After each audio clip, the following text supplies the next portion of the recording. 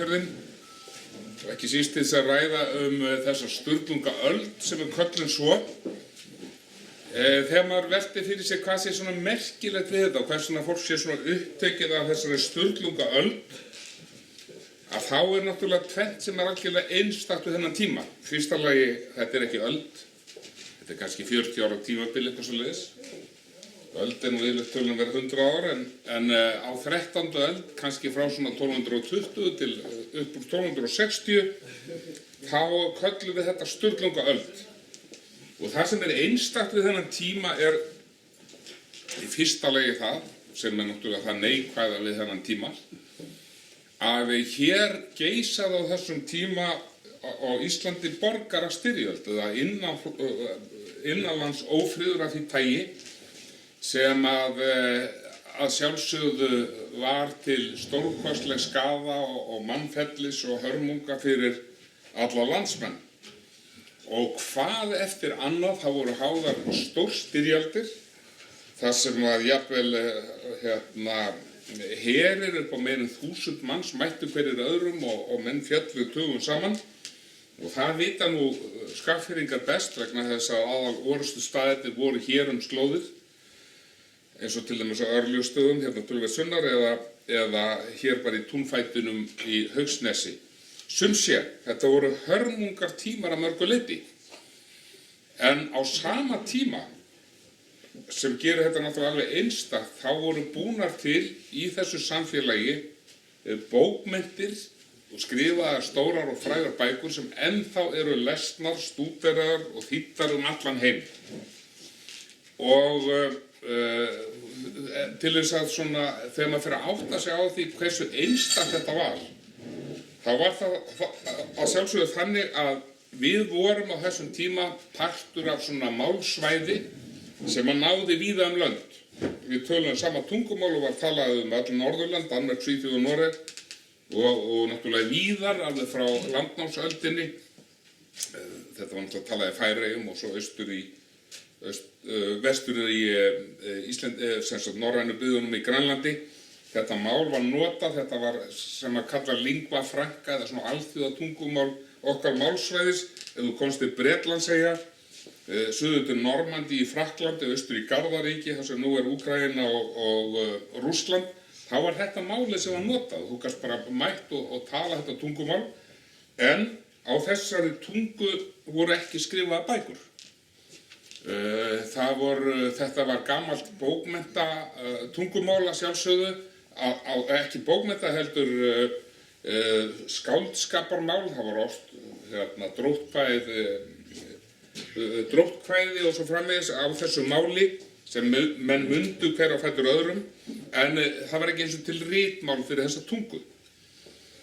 Nema þá þessi frumstæða eftirlíking af latneska stafrófinu sem var kallað rúnir og svona rétt auðu til þess að það var hægt að átta sig á því hvaða nafna var að vera að skrifa á legsteina. En sum sé, bókmenntum kynnast menn ekki á þessu svæði fyrir en í kringum kristnitökuna sem nálægt árinu 1000, hér víða lönd. Og þá það klerkastéttin, munkar og það fólk sem að lærir að nota ritmál, en það eingöngu á latínu og eingöngu þá tengt svona klerklegum fræðum. Ritmál og stafróf fyrir þessa tungu var ekki til fyrir hún var búin til hér á Íslandi einhvern tímann af því að talið á öndverði eða einhvern tímann undir miðja 12. öld. Og þá var það ritgerð sem kölluð fyrsta málfræði ritgerðin, þar sem hvert einasta hljóð í málinu tekið og satt fyrir þetta notum við þennan bókstaf. Þetta mjög svipað stafróf og við höfum enn á Íslandi. Þarna komið inn eð og þ og svona sér íslenski bókstafir. Þetta örlítið flóknara vegna þess að það voru notaðir fleiri núansar af r-um og s-um og svo framvegis. En allavega þarna eru Íslendingar komnir með ritmál. Svoleiðis að upp úr því þá hef ég menn að skrifa bækur á þessari tungu sem nær hámarki miðja 13. öld, nákvæmlega á þeim tíma sem að þessi mikli innanlands ófriður geisar hér í landinu. Og það eru skrifaðar á Íslandi á 13. öld sem við vitum eitthvað hefur sjálfsagt glatast, það með 300 rit. Og ef við berum þetta saman við þessi nágrannalönd okkar sem að notuðu sama tungumál, þá vitum við ekki neina bók sem var skrifaðar í Svíþjóð á þessum tíma. Við vitum eina í Danmörku sem var skrifað á latínu, Gesta Danorum eftir Saxo Grammaticus eða Saxa hinn málspaka. Trúlega var ein bók skrifuð í Noregi, Normenn telja sér til tekna eina bók sem kölluð Konungsskuggsjá, sem óttalega ómerkilegt rit, svona handbókum hirðsiði og annað slíkt, trúlega skrifuð af Íslendingi. En á sama tíma voru skrifað 300 bækur á Íslandi í miðjum þessum innanlandsófriði, bækur sem eru ennþá lesnar, stúderaðar, þær eru þýddar, þær eru kenndar við háskóla og akademíur í öllum heimsálfum. Og það náttúrulega þetta sem að gerir þennan tíma svo stórkostlega áhugaverðan. Þetta sambland af borgarastyrjöld og innanlandsófrið af því tagi sem við viljum aldrei að komi aftur og vonandi mun aldrei koma aftur á landinu, og hins vegar þessi stórkostlegi blómatími í menningu. Svo náttúrulega eins og ég hef stundu sagt og fleiri, þetta var að vísu það eina sem við kunnum. Það var að skrifa bækur og semja sögur. Hér voru engar borgir, hér voru engar hallir, hér var engin byggingalist, hér var engin leiklist, hér var engin söngur, hér var engin tónlist og engin hljóðfæri. Nema þetta rímnagaul.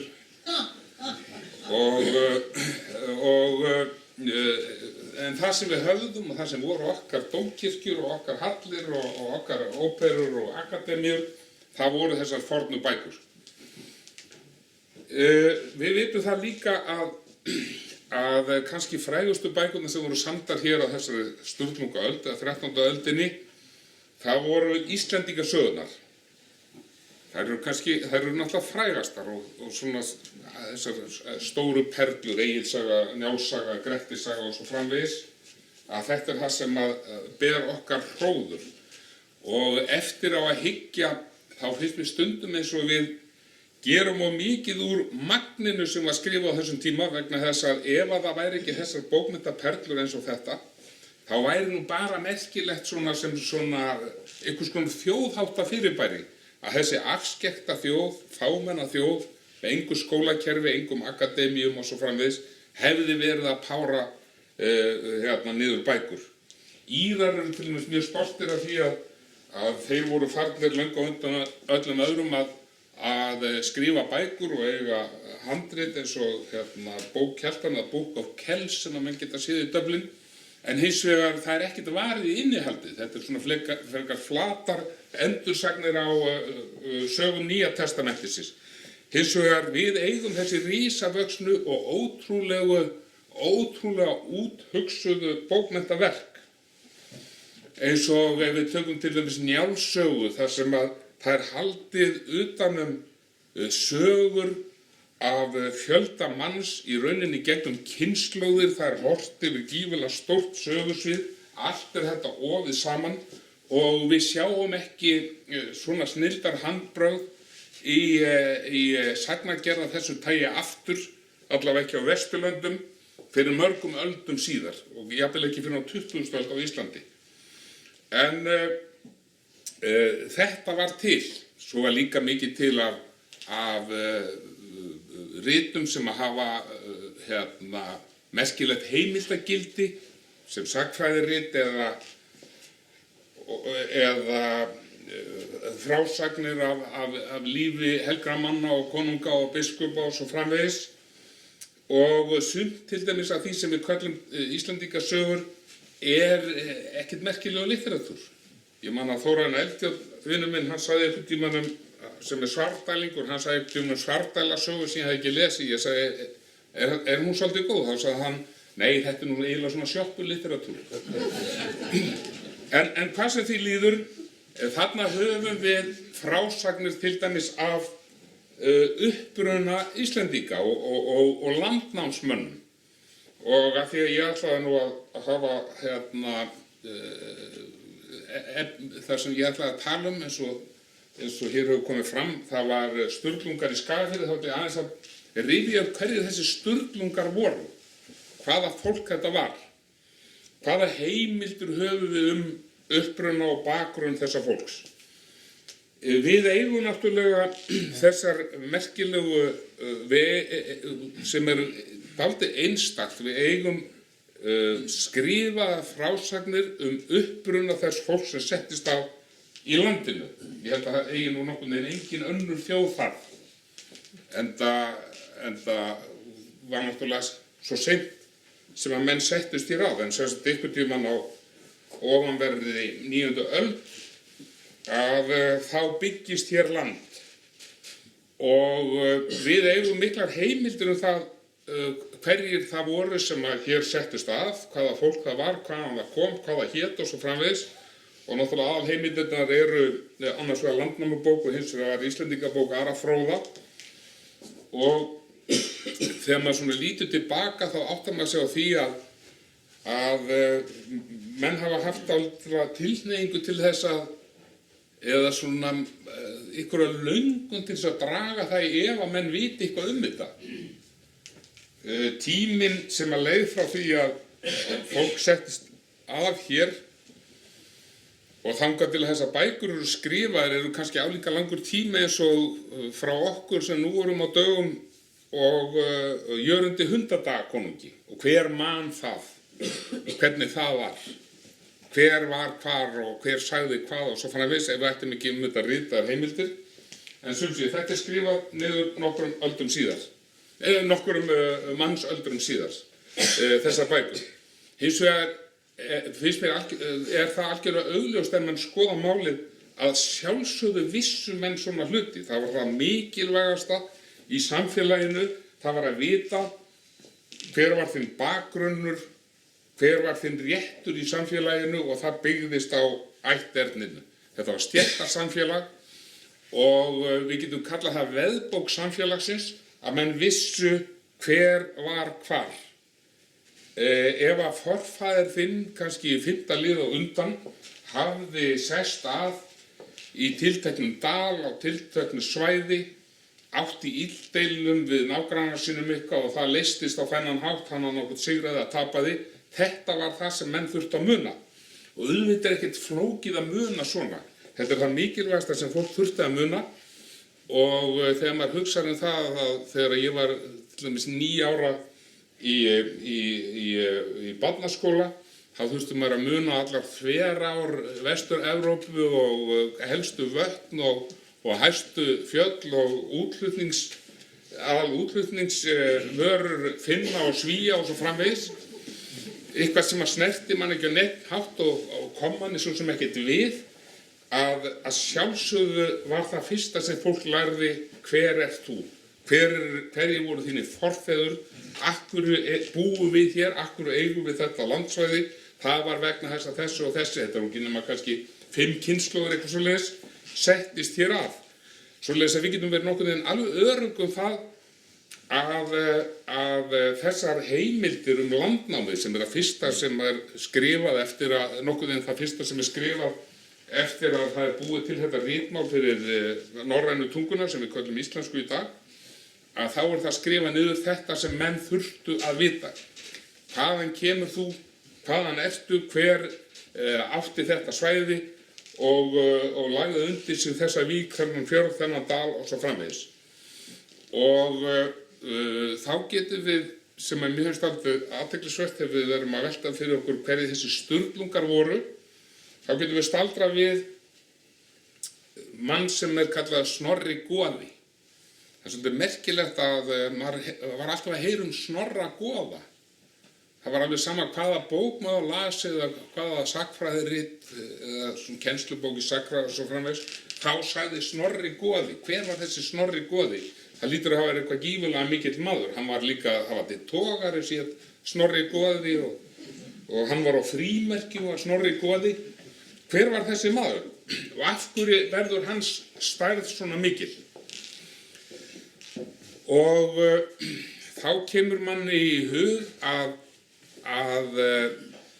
hann var það sem að Sturlungar í Breiðafirði töldu vera svona sinn ættföður, eða eins og sagt á ensku svona claim to fame. Hann, Snorri goði sem var uppi, fæddist einhvern tímann á ofanverði 10. öld og lifði vel fram á þá 11.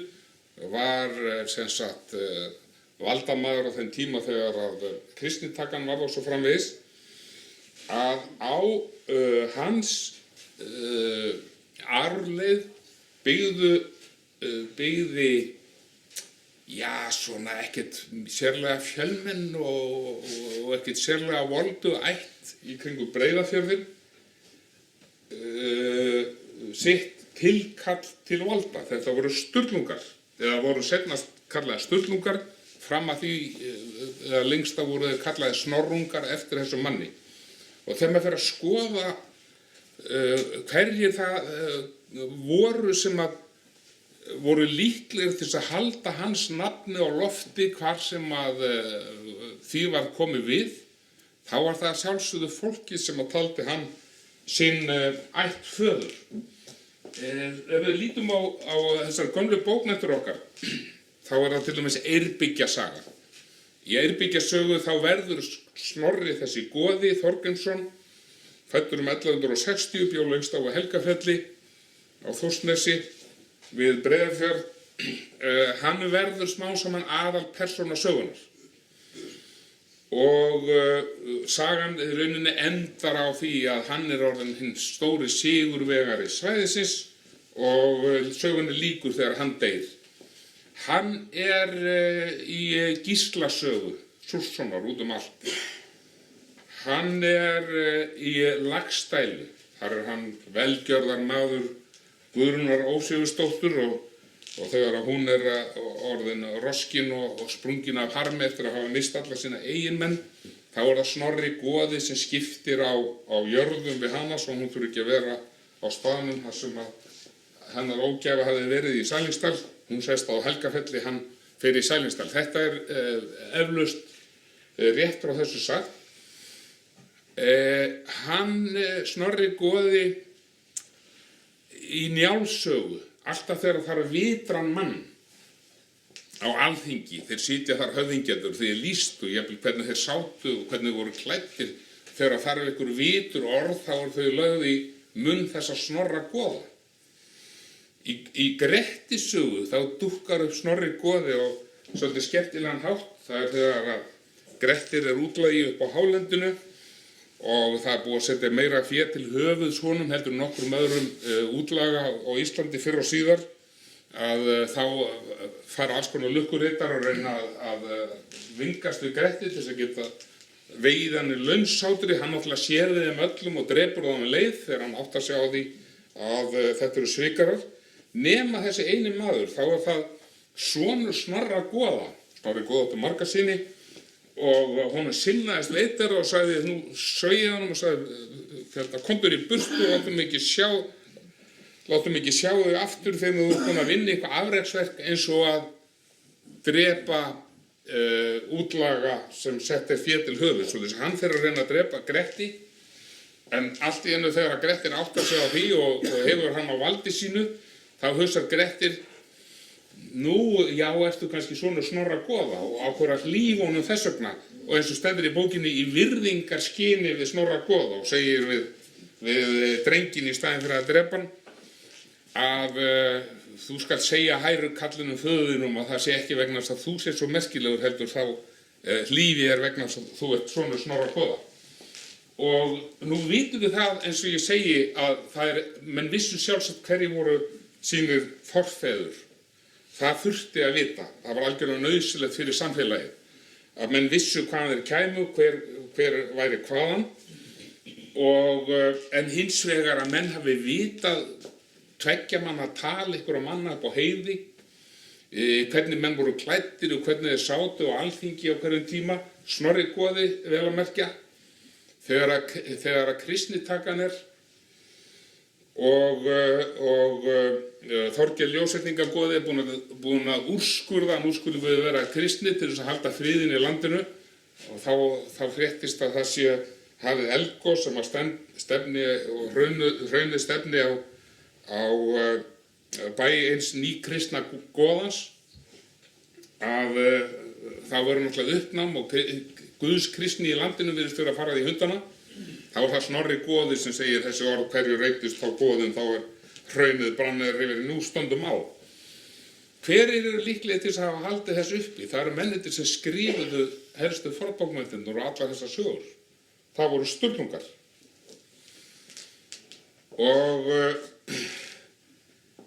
Og við vitum það náttúrulega að á þessum tíma þegar að fornsögurnar eru skrifaðar, að þá þekkjum við aðalega 2 nafngreinda höfunda. Og það var annars vegar Snorri Sturluson, sem vel að merkja heitir að sjálfsögðu höfuðið á Snorra goða, Þorgrímssyni, og svo bróðursonur hans Sturla Þórðarson. Og við vitum hvaða bækur þeir skrifuðu, svo þekkjum við bækur eins og Grettisögu og Njálssögu og Egilssögu og Eyrbyggju og Gíslasögu. Akkur Snorri goði leikandi svona stórt hlutverk í öllu þessu bókum. Við vitum að Sturla skrifaði kristnisöguna, þar sem að Snorri bjargar Guðskristninni. Þetta að sjálfsögðu bakgrunnur þeirra sem að segja söguna. Sturlungarnir eða Snorrungar eins og þeir hétu, þar til að sýnir Hvamm-Sturlu. Hvamm-Sturla var sem sé Hvamm-Sturla Þórðarson, Sturla Þórðarson eldri, bjó í Hvammi í Dölum.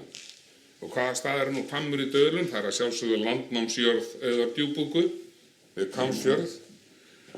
Og hann var kannski ekki á landsvísu neitt valdamikið stórmenni. Valdamestu stórmennir komu úr mannflestu héruðunum. Og mannflestu héruðin voru annars vegar á Suðurlands undirlendinu, sem að skiptist alveg í tvennt af Þjórsá. Fyrir austan Þjórsá voru Oddaverjar, sem á 12. öld voru valdamesta ætt landsins. Þegar að kemur fram á 13. þá taka þeir sem búa vestan við Þjórsá í Árnesþingi dálítið við stöðunni, og hins vegar það mannflesta héraðið hér norðanlands, þar að segja í Skagafirði. Og kannski engin tilviljun að biskupsstólarnir 2 voru settir niður annars vegar í Árnesþingi, þar að segja Skálholti, og svo hér á Hólumi í Skagafirði. Hér voru valdamestu ættirnar. Þeir voru kallaðir, eins og við vitum öll, áspilningar hér í Skagafirði og suður í Árnesþingi, reynda mjög stutt á milli þessara héraða. Það að segja, menn hlupu yfir kjöl og á tiltölulega skömmum tíma og ráðgóðust við. Þá var það suður í Árnesþingi. Vestur í Dölum, þar sem að sá sem fór með Snorrunga goðorð, kennti Snorra goða Þorgrímsson, var Hvamm-Sturla Þórðarson. Og hann hafði líklega litla vigt í samanburði við þessar stóru ættir. En það stendur á einu staði Sturlungu þá að tala um það þegar að Þórður Kakali hefur safnað miklu liði. Þá sagt að það þótti mönnum mikil fyrn að hann skildi hafa safnað saman svona miklum stórflokkum í jafn fátæku héraði eins og í Dölunum. Það vísu fátækur hefur líklega þýtt að það hafi verið að fáum mönnum að taka. Það voru miklu mannfærri, en hann safnaði þessum stórflokkum. Þarna Hvamm-Sturla þessi Þórðarson. Hann var frægur fyrir það að þegar hann talaði þá hlustu allir. Hann var mælskari en aðrir menn, og hann var duglegur í alls konar svona innanlandskritum. Frægastur var það kannski þegar að kom upp mikið deilumál í sambandi við deildartungu. Hver ætti að erfa þá ríku jörð í suðri Borgarfirði, og hann kemur í Reykholt á eitthvað sáttafund, kjaftar þar alla í kaf með röflegu vitleysu, og þá kemur húsfreyjan á staðnum með hníf og ætlar að stingur honum augað. Og upp úr því urðu þau deilumál að foringi Oddaverja, Jón Loftsson, barnabarn Sæmundar fróða, hann segir: við leysum málið þannig að ég tek son þinn í fóstur, sem var alltaf Snorri Sturluson.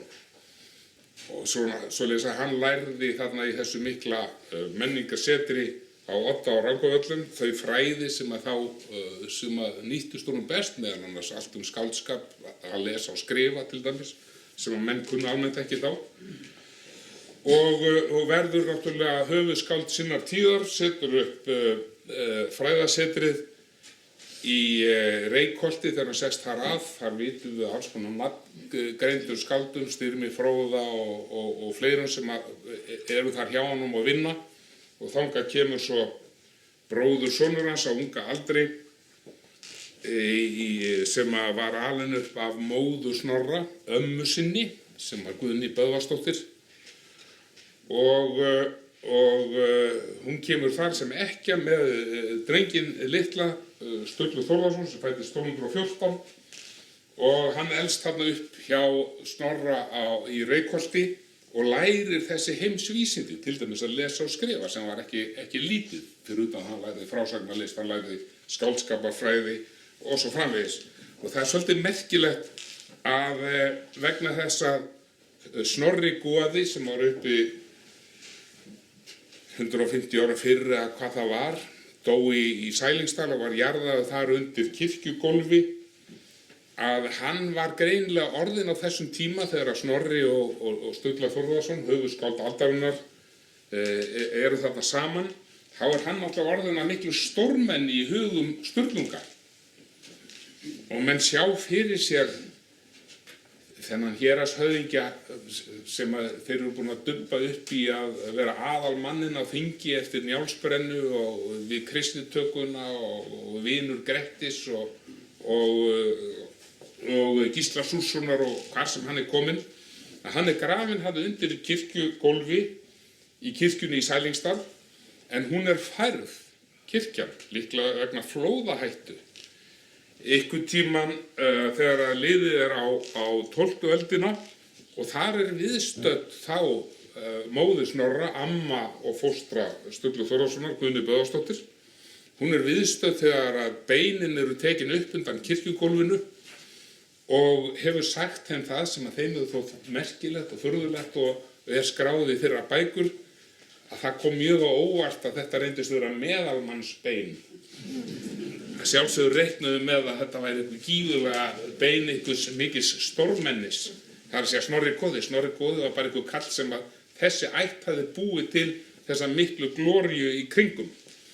Þegar ég hef verið að viðra þessa kenningu við vini mína svona úr hinni svokölluðu fræðimannastétt, norrænu fræðinga, að þá hef ég stundum heyrt þær mótbárur að það getur vel verið að Sturlungar hafi verið skyldir Snorra goða, sem það náttúrulega voru á þann hátt að þeir fóru með hans legacy og þeirra goður var Snorrunga goða. Þá segir það voru allir skyldir hver öðrum á landinu á þessum tíma. Og ekki bara á þessum tíma, við erum það öll ennþá. Ef við förum í Íslendingabók þá þurfum við ekki að fara 6-7 liða aftur í tíman, þá voru við öll náskyld. En hins vegar, þá var það náttúrulega svo að auðvitað voru allir skyldir, þú valdir hins vegar, eða það var ákvörðun í héraði, ættum og svo framvegis, hvaða sögu þú tilheyrðir. Svoleiðis að það það sem gerir þessa Sturlungaöld dálítið skrýtna, að það voru allir svo náskyldir. Ég hef Ég lenti því af þeim skáldsögum sem ég skrifað, þá hefur einna erfiðlegast gengið að selja útlendingum þær sögur sem ég skrifað Sturlungaöldina. Og sama gildir þegar það eru alls konar góðir menn sem að vilja kvikmynda þetta og búa til sjónvarpsseríur og svo framvegis þetta miklu drama. Þegar búið að kynna þetta fyrir útlendingum þá segja þeir hvað voru þeir að slást? Hvaða fólk var þetta? Og hvað var verið að slást? Já, það náttúrulega getur enginn skilið. Það þarf að fara mjög djúpt í fræðin til þess að átta sig á því hvað í veröldunum menn gætu að hafa verið að slást, út af hverju menn voru að slást. Þetta voru yfirleitt einhverja gamla spælingar. Og svo er sagt, hverju voru þetta? Var þetta þessi ætt eða þessi ætt? Ef við komum til Ítalíu og mafíunar, þá voru ættirnar alveg kyrfilega aðskildar. Og þú tilheyrðir þessu fólki og þú bandar ekki út fyrir það. Og við vitum að eins og borgarastríð á 20. öldinni, eins og nýliðin bara fyrir 30 árum, þá var 20-30 árum var þetta borgarastríð á Balkanskaga. Og þá var harkan slík að ef að til dæmis kona af serbneskum ættum giftist króatískum manni, þá var hvorum þeirra líft í landinu. Og mörg svona, og þannig blöndu hjónabönd komu til dæmis hingað til Íslendingu til mikið skaks að mörgu leyti. Ég man eftir því að ég var ekkert yfir að ferði í Minnesota í Bandaríkjunum, þar sem var mikið af norrænu fólki sem hefði sest þar að, Svíum og Norðmönnum aðalega, að mér var sagt það að þar sem voru 2 þorp nálægt hvort öðru, annað var sænskt og hitt var norskt, og ef það ætlaði að fara að gifta sig stúlka af norskum ættu með sænskum manni eða öfugt, þá fenguðu ekki að nota kirkjurnar á staðnum, þau eru að koma sér eitthvað annað og koma sér fyrir eitthvað stránastæð. Þetta var allt annað hér á Sturlungaöld, eins og sést á því að harðasta og hörðustu og blóðugustu bardagarnir sem voru háðir í því borgarastríði voru milli foringja Sturlunganna og svo foringja áspendingana hins vegar hér í Skagafirði. Og foringja áspendingana var náttúrulega meðan að svona stríðin voru hörðust, var Kolbeinn ungi. Menn halda að Kolbeinn ungi hafi verið mikið yngri en annað fólk, en þetta er hins vegar, ungi var notað rétt eins og við notum yngri í dag. Hann var til aðgreiningar frá Kolbeini Tumasinni sálmaskáldi, sem hafði verið foringja áspendinga, þá var hann kallaður Kolbeinn ungi. Þetta er að sama í Noregi, þá var konungur sem var kallaður Hákon gamli. Hákon gamli sem var fyrsti íslandskonungur líka.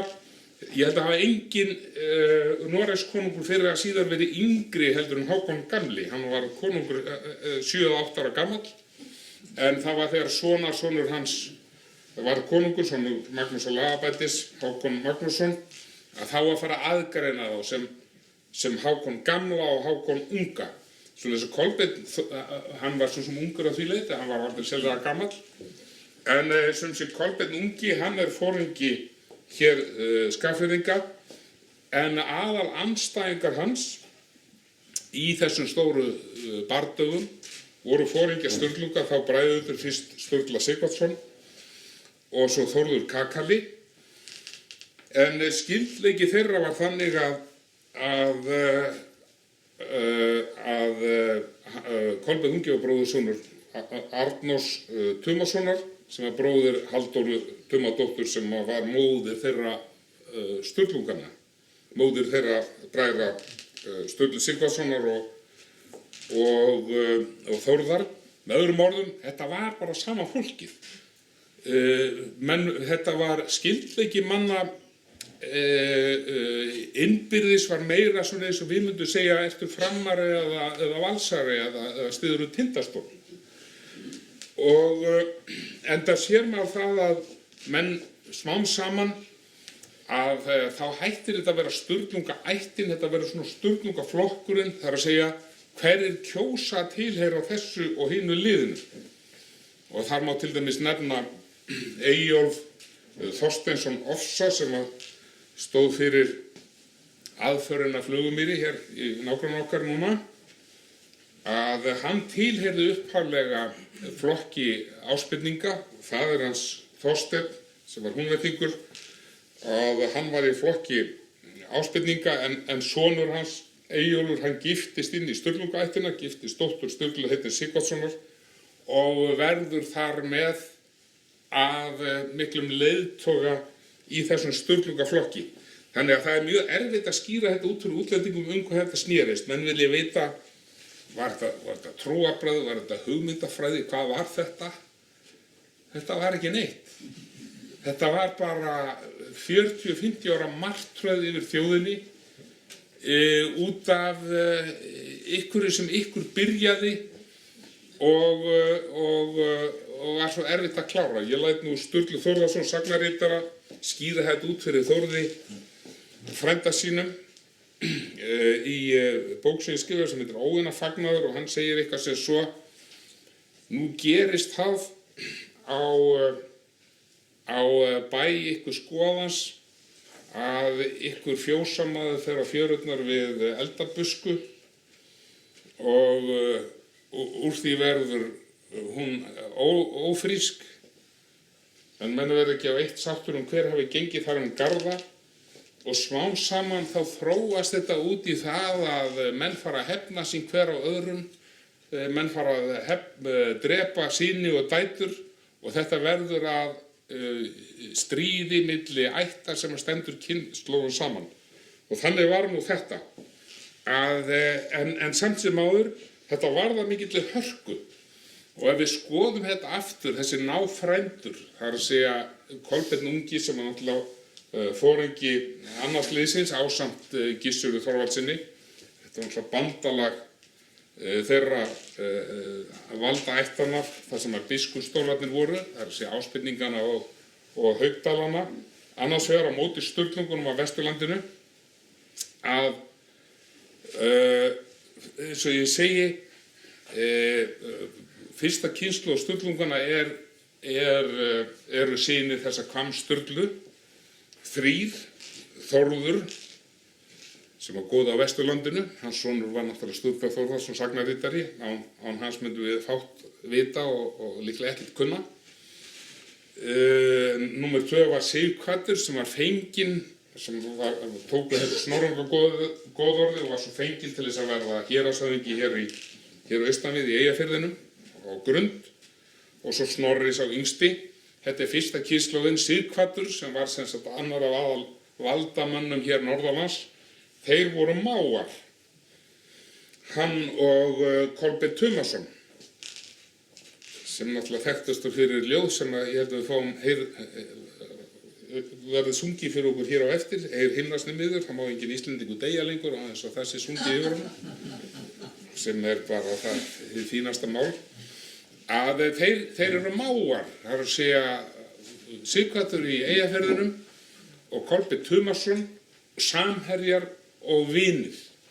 Fyrstu stríðin, og ég veit að óttar allar að fara nánar út í það hér á eftir, fyrstu stríðin sem þeir eru saman í, þá eru þeir saman að kljást við Guðmund Arason, biskup hinn góða, og þeir eru saman. Síðan tekur við eftir að Kolbeinn Tumason fellur, tekur bróðir hans við Arnór, og þessi vinskapur heldur áfram. Þeir eiga syni, þessi menn, Sighvatur og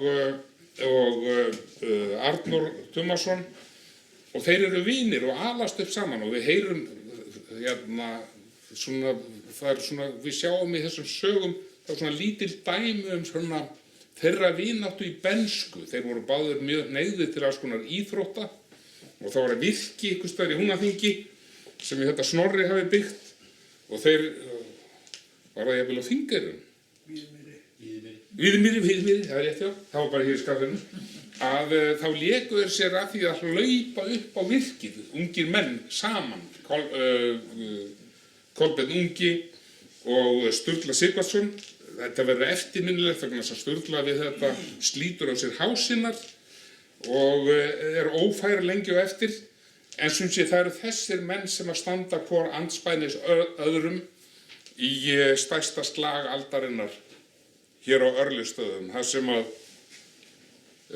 Kolbeinn ungi að sjálfsögðu í félagi við Gissur Þorvaldsson gersigrar lið Sturlungana og þar eru þeir drepnir, Sighvatur gamli að sjálfsögðu Sturla og bræður hans 3. Einn þeirra lifir eftir af því hann út í Noregi og fylliríi, fréttir að þessu þar sem hann að tefla skák að morgni í Konungsgarði búinn að koma sér út úr húsi fyrir fyllirí og kráarslagsmál og líklega tefla skák upp á það að það hefur verið lagður undir bjór svo hann getur rétt sig af, þá heyrir hann eitthvað tal fram á gangi og þá er verið að segja frá því að það er komið skip ofan af Íslandi með þær fréttir að það var orðið stór orðist á Íslandi og það sé búið að leggja Sturlungu ættina í rúst og þessu allir dauður, Sighvatur Sturluson, Eyjafjarðargoði og synir hans allir. Og það sem ég skrifa þetta þá læti hann hugsa það aðeins þar sem hann að hugsa leikinn, þessi skrítið að allir synir Sighvats séu dauður úr því ég ennþá að tefla skák hérna úti. En hann sem sagt klárar skákina og fær bjórinn og getur rétt sig af og heldur svo til Íslands 2-3 árum síðar algjörlega án þess að hafa nokkurt bakland þar til þess að ganga að. Óvinir hans þeir ráða öllu landinu og stjórna því að mikilli hörku. Kolbeinn ungi ræður hér öllu norðanlands og jafnvel vestan. Gissur ræður öllu sunnanlands. Gissur reyndar fór úr landi og til Noregs og svipalega og Þórður á leiðinni heim. En þegar hann kemur og ösklar í land hér á Gásum í Eyjafirði, þar sem hann hafi tekið sér far með kaupmönnum, þá eru þar fyrir í fjöruborðinu og eða þar upp í kaupstofnum á Gásum eru útsendarar Kolbeins unga. Til þess að athuga því að það var eina sem þeir óttuðust, þá væri helvítið að Þórður Kakali, hann geti gert usla ef hann fengi að koma hingað. Hún tekst að komast í land, þeir hafi ekki vitað því að höggvann strax í fjörunni eins og Kolbeinn ungi hefði sjálft óskað eftir, heldur hlupuð hér yfir heiðar og hingað niður í Skagafjörð til þess að láta Kolbeinn unga vita að Þórður væri kominn. Hann sendir umsvifalaust herflokk manna til þess að ná honum í Eyjafirðinum. Þórður hafði farið þangað að Grund þar sem hann ólst upp en þar bjó hálfsystir að Sigríður en hún fer alveg á taugum þegar hún sér þennan eina eftirlifandi bróður sinn og segir nú verður þú að koma þér í burtu því að menn Kolbeins unga munu koma hingað innan skams. Og þetta nú saga sem að Siggi Hansen hefur að sjálfsögðu gert stórkostlega fín skil og hann átti að fara í gegnum þetta hérna á sýningunni og við vitum hvernig þetta endaði. Þetta voru 2 stór orrustur sem að þetta leiddi af sér sem að voru annars vegar út á Húnaflóanum, flóabardagi og hins vegar hér niður í Haugsnesi, þar sem að grjótherinn er. En það fór svo merkilegt nokk að það var Þórður sem að bar náttúrulega sigur í þessum slag og hann eini maðurinn held ég sem að hefur verið einhvers konar einvaldur á Íslandi og hann var það nokkur ára tímabil eftir þetta og það merkilega er að þá var líka friður og ég veit ekki hvort að Davíð Oddsson var einhvern tímann svona einvaldur en það var minni friður í kringum hann. En hvað sem því líður, stóra örlaga saga þessa tíma var í rauninni barátta þessara ættar Sturlunganna að Vesturlandinu sem að koma úr fátækum sveitum á móti foringjum Skagfirðinga hér, áspyrninga hér í Skagafirði. Menn hafa verið að velta því fyrir sér mikið hvernig stendur á því að þessi ætt úr þessum fátæku sveitum í Breiðafirði varð svona voldu á svona skömmum tíma. Og ég ætla rétt að enda á kenningu það sem að Helgi Guðmundsson, prófessor emeritus, varpaði fyrstur fram og fleiri hafa síðan verið að taka upp síðan, meðal annars Bergsveinn Birgisson rithöfundur, að það gæti hafa tengst verslun við byggðir norrænna manna á Grænlandi.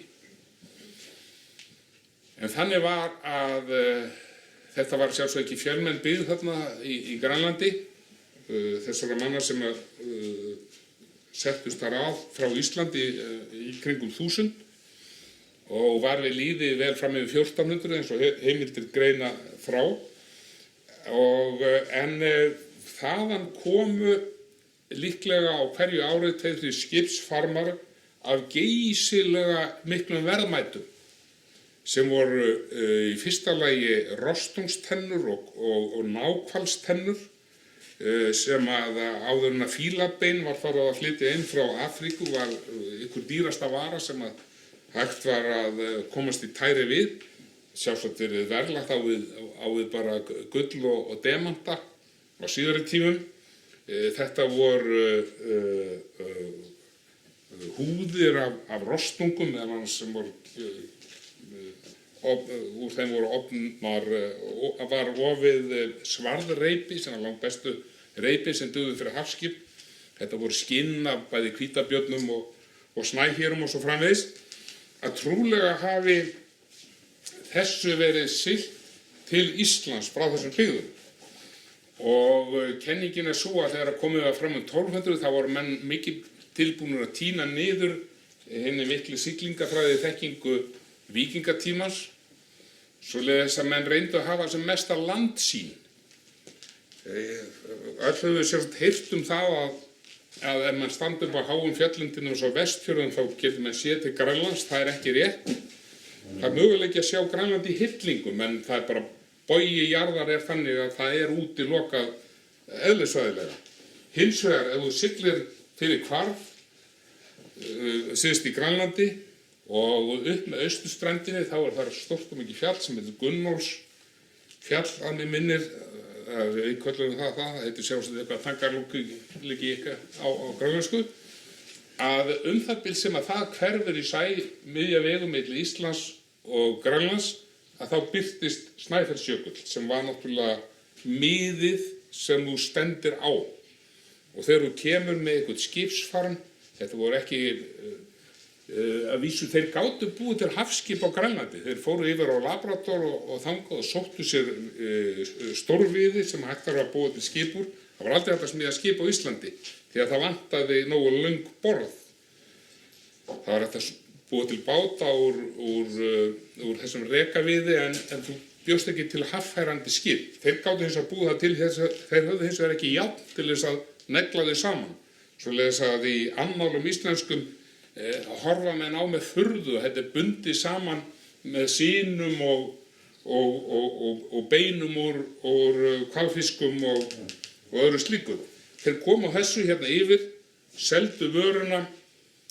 Náttúrulega, ef þau stemdu á Snæfellsjökull, þá var eðlilegt að fara inn í Breiðafjörð og þar selja þessu vöru. Síðan hún seld áfram til Evrópu. Og við vitum það að Sturlungar þeir leiðust í mikil ferðalög og héldu sig eins og konungar, greiddu fyrir gistingu og mat víða lönd kannski árum saman á ferðalög, meðal annars með móður Snorra, Guðni Böðvarsdóttir eins og sagt frá, og borguðu kannski fyrir með 2-3 náhvalstönnum eða rostungstönnum. En sum sé á þessu varð þessi ætt svona öflug og stóra stríðið varð í rauninni milli þeirra og allar stór orrustundar hér í Skagafirði og svo síðasta hér niður í Haugsnesi þar sem að Sturlungar báru endanlega sigur og hefði þessu kannski átt að vera lokið þá. Þórður orðinn valdamesti maður landsins, en konungurinn sem að taldi hann sér handgenginn boðaði hann út til fundar við sig og hleypti honum ekki heim, heldur hleypti bara Gissuri og sagði honum að taka völdin á landinu. Hann ákvað að friðmælast við Sturlungana og ákvað að setjast hér að í Skagafirði eins og menn vita hérna rétt fyrir norðan og innsigla endanlegan frið í landinu með því að gifta son sinn ættarlauk og Sturlungana, dóttur Sturlu Þórðarsonar skálds og lögmanns, En það fór eins og það fór og það kunni allir söguna flugum mér að brenna. En ég þakka fyrir mig.